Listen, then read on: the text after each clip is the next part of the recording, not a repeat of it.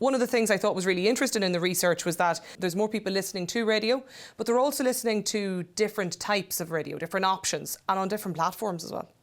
I think this is one of the most interesting findings from the research, which is that for a significant cohort of listeners, all right, 9 in 10 people roughly listen to radio in one form or another, but for a significant proportion of those, their listening habits have changed because of COVID.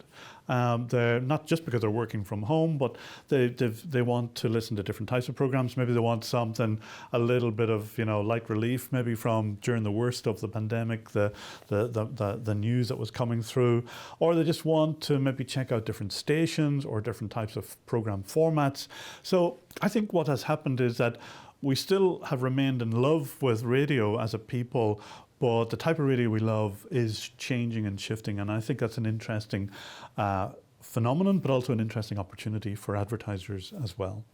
Is it the consumption and how we consume the news, Gerard, or is it the company element for people when they are actually working at home? One of the things that struck me about, particularly for people working from home, is the radio, for the majority of them, plays an important part of their working experience. So we were quite deliberate in the research. So you're working from home. Are you listening to the radio? And in fact, many of them are. And in fact, for those who are listening to the radio, it serves a number of purposes. The main one is it feels like they have company because they're not in the office with colleagues anymore. So just a little voice in the background, the chit chat that might go with that.